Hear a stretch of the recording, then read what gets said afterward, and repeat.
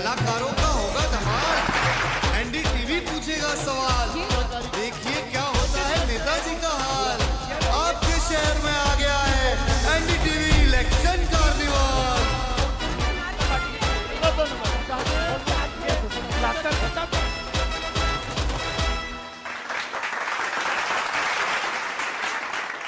नमस्कार, आदाब। मैं हूं मारिया शकील और आज हमारा इलेक्शन कार्निवाल पहुंच चुका है ऑक्सफोर्ड ऑफ ईस्ट में। ये शहर पुणे है जो कल्चरल कैपिटल ऑफ महाराष्ट्र है और उसके साथ साथ महाराष्ट्र की सेकेंड बिगेस्ट और लार्जेस्ट सिटी भी है। पहले ऑडियंस के लिए तालियां।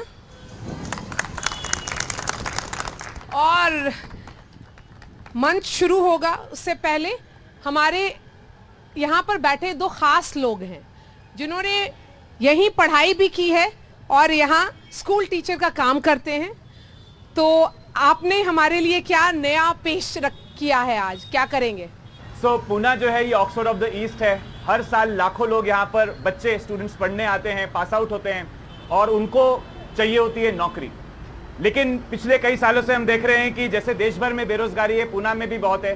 तो आमिर खान का एक बहुत फेमस गाना था, पापा कहते हैं बड़ा नाम करेगा। हाँ। तो हमने सोचा कि चलिए अगर आज आमिर खान यही गाना लिख रहे होते तो क्या गाते। चलिए सुनाइए हमें। पापा कहते हैं बड़ा नाम करेगा, बेटा हमारा ऐसा काम करेगा, मगर ये तो कोई न जाने कि मेरी नौकरी है कहाँ। पापा कहते हैं बड़ा नाम करेगा।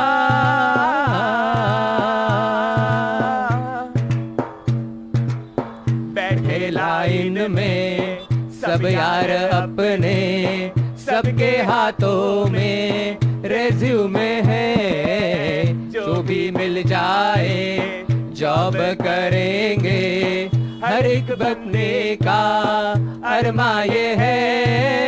कोई कॉल सेंटर में काम करेगा, कोई यूपीएससी के पीछे भागेगा, मगर ये तो कोई न जाने कि मेरी नौकरी है कहाँ।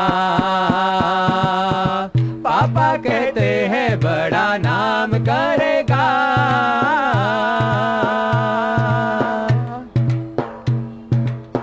एक नौकरी के चाहत में हमने जाने कितने सारे पेपर बेले, कितने इंटरव्यू हमने दे डाले, लेकिन वहाँ भी ठेंगा मिले। कोई निर्मल बाबा की माला जपेगा, कोई दुनिया भर के उपवास रखेगा, मगर ये तो खुदा भी न जाने कि मेरी नौकरी है कहाँ। पापा कहते हैं बड़ा नाम करेगा, बेटा हमारा ऐसा काम करेगा, मगर ये तो कोई न जाने कि मेरी नौकरी है कहाँ।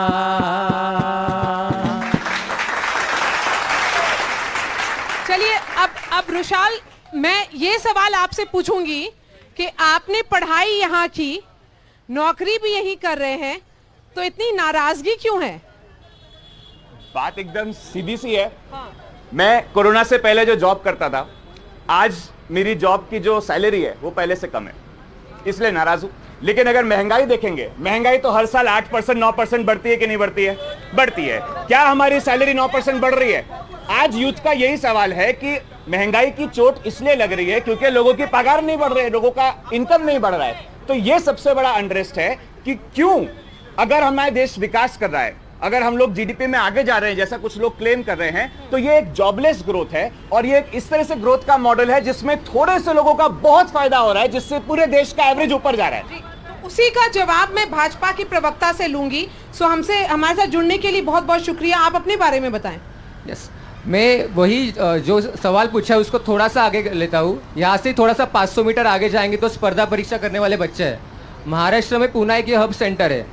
सबसे ज़्यादा आज अगर हम देखेंगे तो सारे बच्चे जो ग्रामीण भाग से आते हैं वो स्पर्धा परीक्षा के लिए आते हैं, लेकिन अगर आप देखोगे कई सालों से, पिछले सालों से पेपर फुटी हो रही है, उसके बारे में कोई कुछ नहीं कह रहा है, स्पर्धा परीक्षा के बच्चों के बारे में। तो ओवरऑल वहाँ पे ज़्यादा क्यों लोग आ रहे हैं? क्योंकि प्राइवेट सेक्टर या पब्लिक सेक्टर है, वहाँ पे जॉब ऐसे नहीं है, तो पब्लिक सेक्टर के लिए सब लोग आना चाहते हैं, लेकिन वहाँ पे वैकेंसी तो बहुत ही कम है। तो ये सारे सवाल जो हैं, आप ऑडियंस में बैठिए, क्योंकि मैं सारे प्रवक्ताओं को स्टेज पर आमंत्रण करूंगी। Thank you so much. अब कार्यक्रम का शुरुआत करते हैं और मैं मंच पर इनवाइट करूंगी अजीत चौहान जो भाजपा से हैं, अरविंद शिंदे कांग्रेस से और वंचित बहुजन अघाड़ी के वासंत मोरे।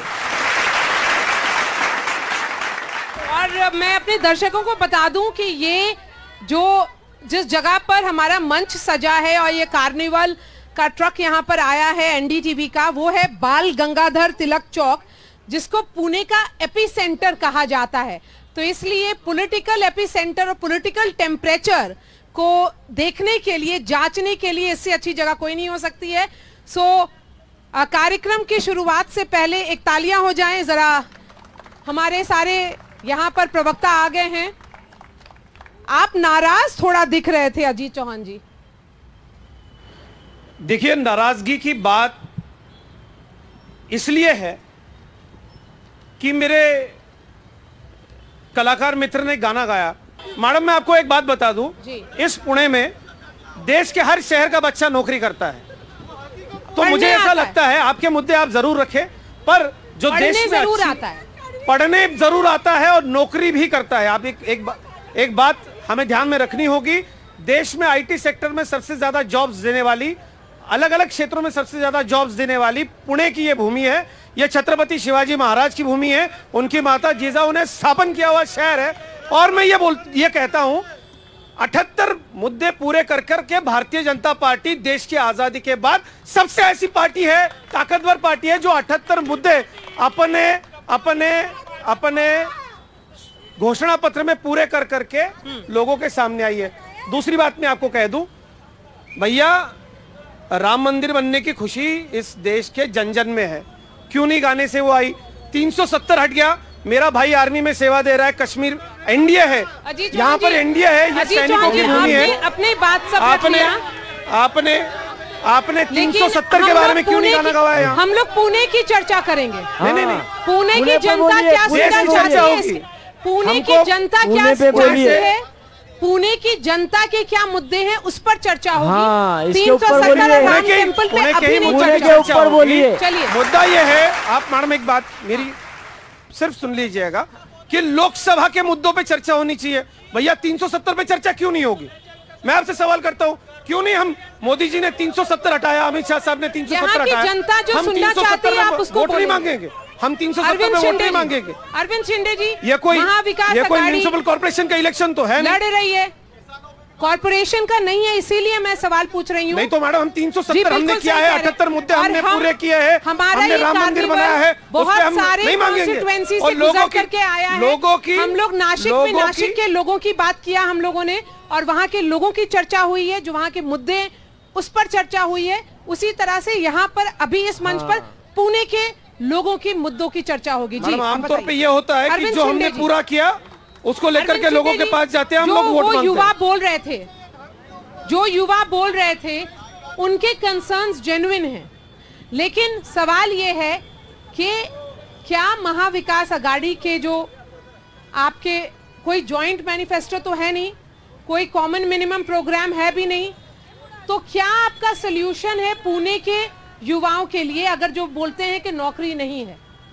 देखिए, पहले मैं कह दूं आपसे कि कांग्रेस के गवर्नमेंट के टाइम हमने SEZ बोले तो चाकन पे स्पेशल इकोनॉमिक जोन, जो यहाँ बाबा कल्याणी उनकी तरफ से खोला गया था, पिंपरी चिंचवड़ और हिंजेवाड़ी में IT सेक्टर बनाया गया था, और इसी वजह से पुणे कॉरपोरेशन का जो बजट था 1997 में 500 करोड़ का था, और 10 ही साल में 5000 करोड़ का हुआ है।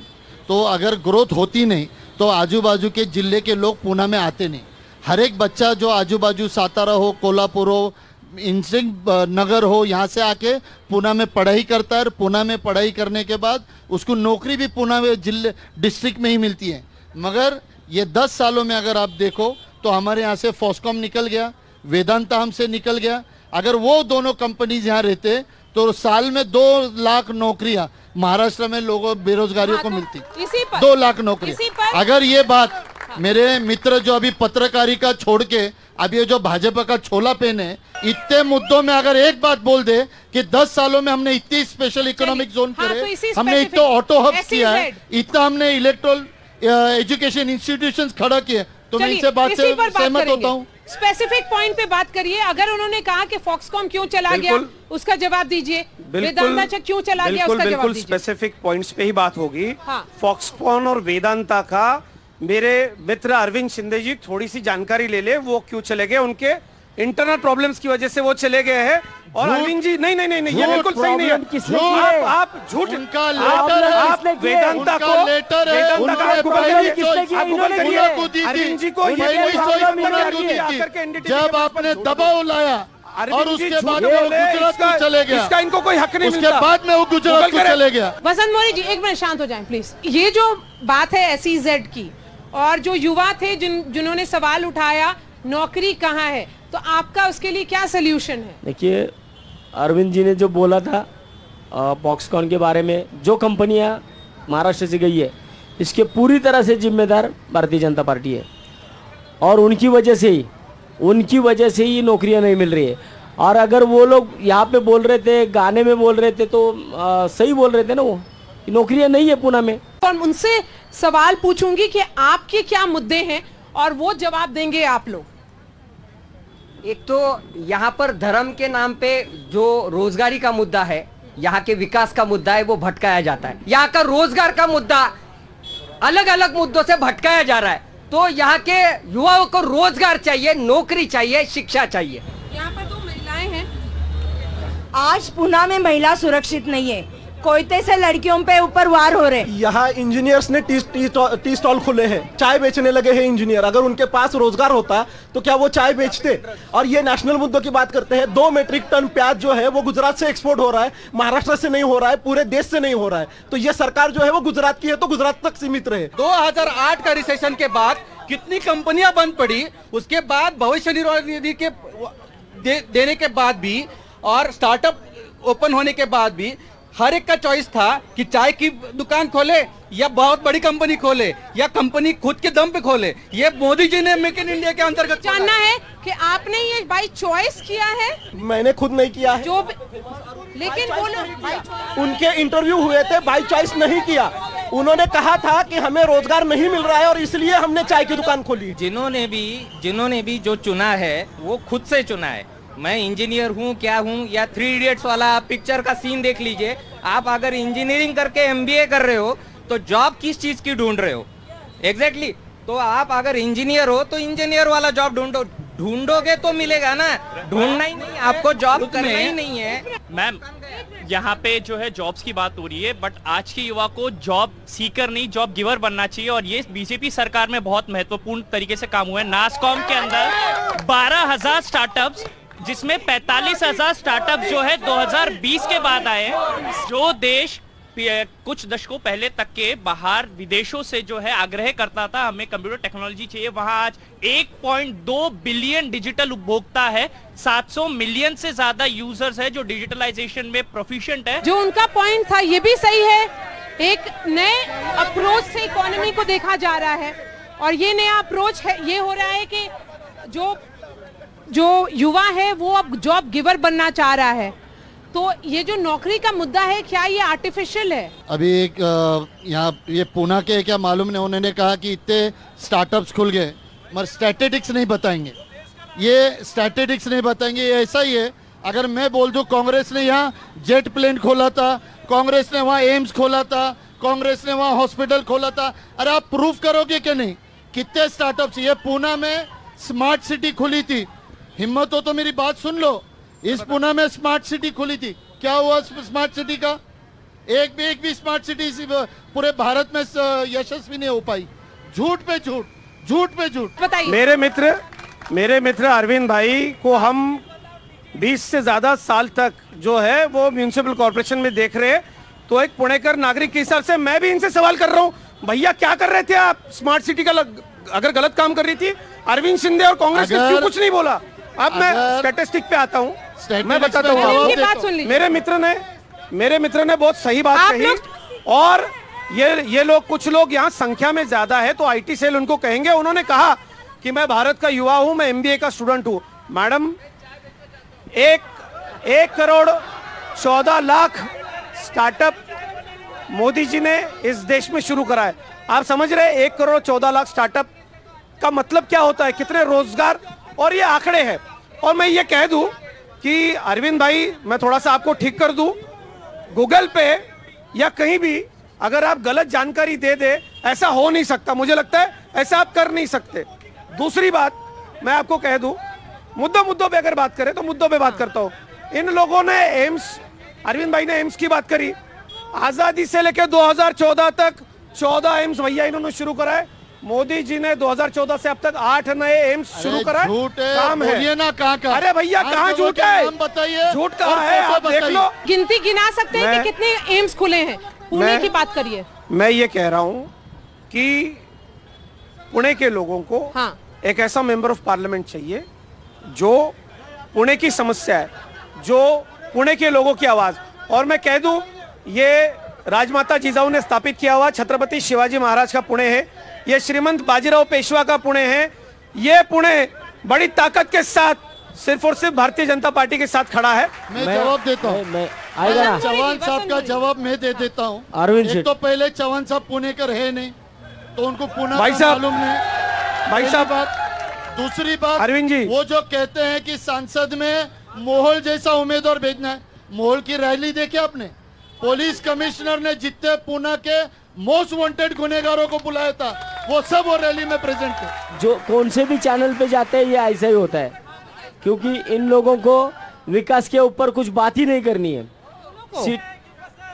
आप बोलते हैं भाजपा और कांग्रेस दोनों को बात नहीं करनी? दोनों को भी विकास के ऊपर बात करनी चाहिए, कि जो कि विकास के ऊपर बात ही नहीं करते। जब विकास की बात आती है तो कहाँ पे जाति धर्म पे जाते हैं या कहाँ पे जाते हैं। मुझे ये लगता है कि पुणे का जो प्रॉब्लम है, पुणे की आज हर रोड पे कहाँ पे जाओ पूरा ट्रैफिक जाम है। ट्रैफिक के ऊपर कोई नहीं बोल रहा है। पुणे का पानी का प्रॉब्लम है, उसके ऊपर कोई नहीं बोल रहा है। देखिए मैडम, इन्होंने बोला मोदी साहब ने 600 बस, अरे 600 बस दिया, बस का पार्किंग कहाँ पे? बस का पार्किंग कहाँ पे? रोड पे लगती है इनकी पूरी बस। आपका कहना है ट्रैफिक के ऊपर बोलो, पुणे इशू है, और उसके साथ साथ इम्पोर्टेंट इशू है लोकल इशू के ऊपर कोई नहीं बात कर रहा है। मैडम, कंपटीशन के एग्जाम का मैं प्रिपरेशन करता हूँ, मेरे को बताओ कि कांग्रेस और भाजपा ने क्या किया। अनएम्प्लॉयमेंट बढ़ रही है, लेकिन स्टेट पे इसकी अभी तक परीक्षा नहीं हुई है। अब तक क्यों परीक्षा क्यों नहीं हुई है? इसका जवाब मुझे चाहिए। जवाब दीजिए। भाजपा और कांग्रेस दोनों से सवाल ये है, परीक्षा काहे नहीं हुई? चौहान साहब बताएंगे नहीं, क्योंकि उनका जवाब उनको पता है। हाँ बताइए, आप बताइए। मैडम, ये मेरे मित्र को मैं ये कह दूं कि सबसे बड़ा टीचर्स और पुलिस को नौकरी देने का काम हमने किया है। अरविंद भाई को शायद पता नहीं होगा, उद्धव ठाकरे जी मुख्यमंत्री थे, 2.5 साल में स्टेट गवर्नमेंट की एक भी पोजीशन अगर दी होगी महाविकास, उद्धव ठाकरे ने दिली को नौकरी। आपके एक एमपी ने कहा क्या, if you give more than 300 seats in the 400 more than 400 that we will change the constitution. So according to the BJP, whether it is easy, क्या ये आसान है constitution को चेंज करना? सर, ये मिथ्या और भ्रम फैलाना मेरे कांग्रेस के दोस्तों की आजकल की आदत हो गई है। भाजपा के प्रवक्ता, उनको मैं पूछना चाहता हूँ, ये पुणे शहर के अंदर 2 साल हुए ले, हम टैक्स पेयर आदमी है, 2 साल हुए ले, 2 साल के अंदर पुणे शहर की जो अवस्था हो गई, पुणे शहर के जो अवस्था हो गई, टैक्स सबसे ज्यादा टैक्स पुणे महानगर पालिका का है। दूसरी बात, 2 साल से यहाँ इलेक्शन हुए ले नहीं, महापालिका इलेक्शन नहीं हुए। जो प्रशासक जो काम कर रहा है वो राज्य शासन कर रही है। राज्य शासन का काम पुणे शहर के अंदर कौन से भी रास्ते पे आ जाओ, एक ही रास्ता, जो बुढ़े आदमी है। पुणे शहर ये सिटीजन पुराने लोगों का शहर है। ये पुणे शहर के अंदर एक भी रास्ता पुणे शहर के अंदर ना लेडीज चलने लायक है, ना बुजुर्ग चलने के लायक है। आपके जो शासन करते हैं क्या कर रहे वो बताओ। यहाँ पे पूना की बात चल रही है और जो पूना के उम्मीदवार है दोनों भी यहाँ पे नहीं है। इससे आपको पता चलता है कि इनके पुणे के बारे में कितनी जानकारी है। जो भी बैठे हैं वो सब गूगल पे देख के बातें कर रहे हैं। प्रॉपर पुणेकर का पानी है ये, जो है यहाँ के वाइन शॉप्स के लिए पुणे का पानी डाइवर्ट किया गया है। पुणे का पानी कहाँ गया, कौन जवाब देगा? चौहान साहब बताइए, पुणे का पानी कहाँ गया, बताइए बताइए। मैडम बड़े अलग अलग तरीके के सवाल किए गए। हाँ। और मैं ये मानता हूं कि हमको पॉलिटिक्स में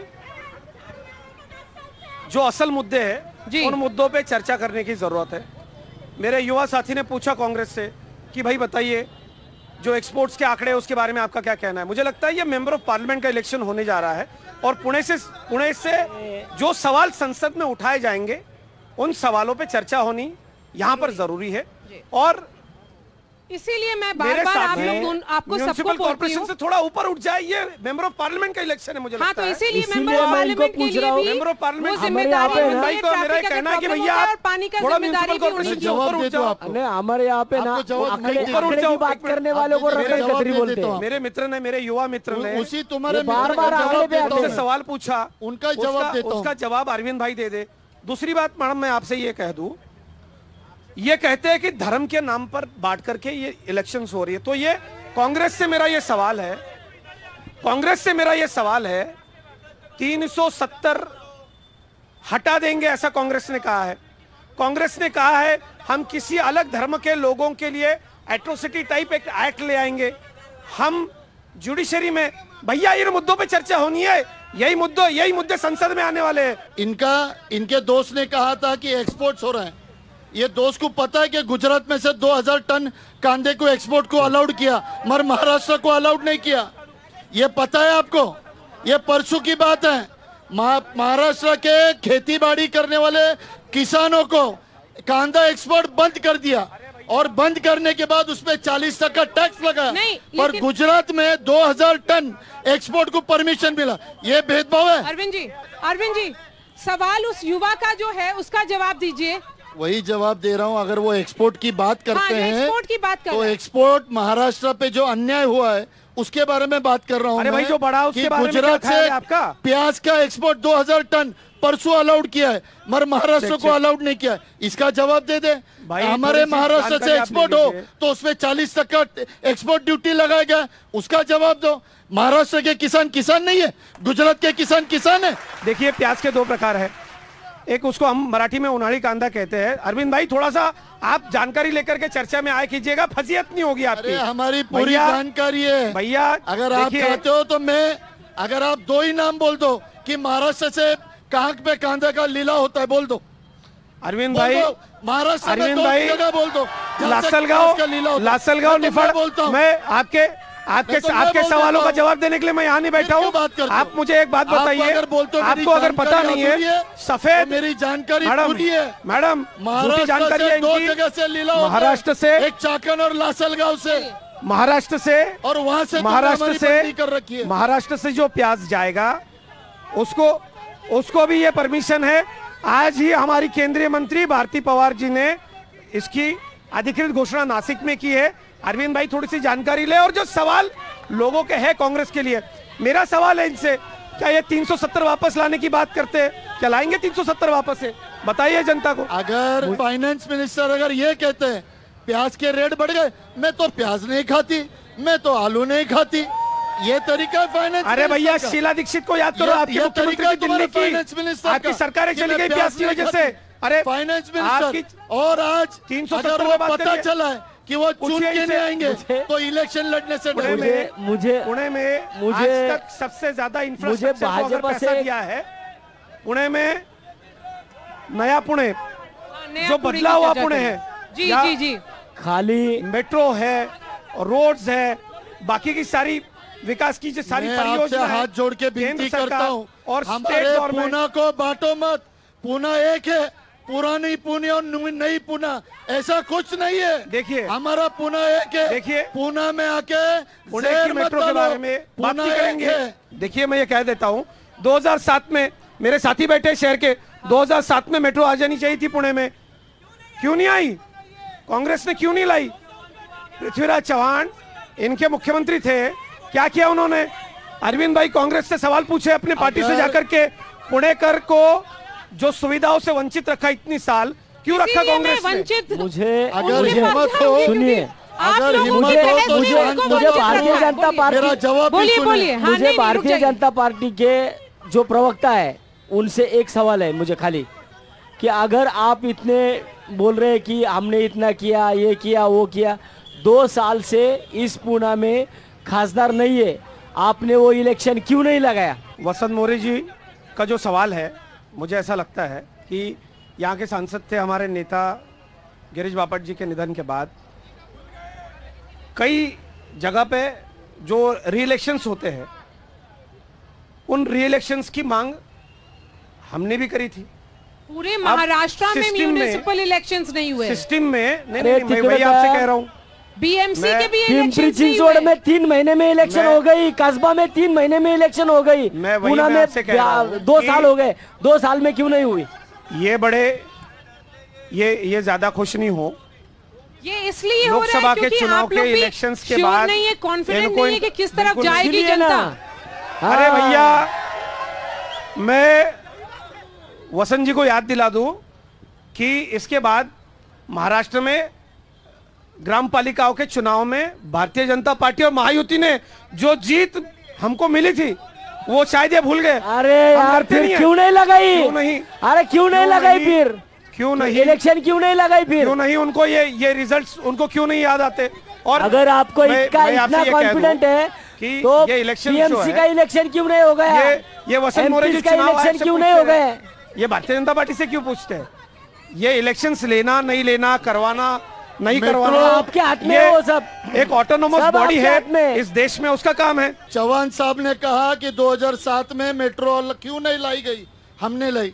हम मेट्रो लाना चाहते थे 30 लाख लोगों के लिए, और उसमें हमारा योगदान था 25% कॉरपोरेशन, 25% राज्य सरकार और 50% केंद्र सरकार दे। केंद्र सरकार ने दिया नहीं। केंद्र सरकार ने कहा कि वित्तीय संस्थाओं से 50% ले, मगर हमने कहा था कि हमको आज के पॉपुलेशन 30 लाख लोगों के लिए चाहिए। आपके लिए पुणे शहर के लिए और पुणे के लोगों के लिए क्या रोड मैप है? मेरा रोड मैप, पहले मैं अगर कुछ चीज़ों पे काम करना चाहता हूँ तो पहले ट्रैफिक पे। पुणे का ट्रैफिक अभी इतना भयंकर है, कोई भी काम नहीं कर रहा है। पुणे का पानी का प्रश्न वैसा ही है। पुणे के लिए खुद के कुछ धरण डैम्स वगैरह बनेंगे कि नहीं, इसके बारे में कोई नहीं बोल रहा है। पुणे का जो कूड़ा कचरा है उसके ऊपर कोई नहीं बोल रहा है। पुणे के हॉस्पिटल, अभी ये ससून हॉस्पिटल है हमारा पुणे का, जिसके यहाँ पे ललित पाटिल करके एक गुनहगार वहाँ पे मिला था। वो गुनहगार जब वहाँ पे मिला था तो हमारे एमएलए जो है दंगेकर साहब कम से कम 8-10 दिन वहाँ पे ही थे, वहाँ पे ही बैठे थे। लेकिन जब एक 32 साल का लड़का वहाँ पे वो एक लड़के को चूहे ने खाया, तब कहाँ पे गए थे? चलिए, इसी बात पर हम ये चर्चा खत्म करते हैं और दर्शक हमारे साथ जुड़े रहिएगा, क्योंकि ये इलेक्शन कार्निवाल इन एनडीटीवी का एक नए शहर पहुंचेगा और उस शहर के लोगों की आवाज आप तक पहुंचाएगा। शुक्रिया हमारे साथ जुड़ने के लिए।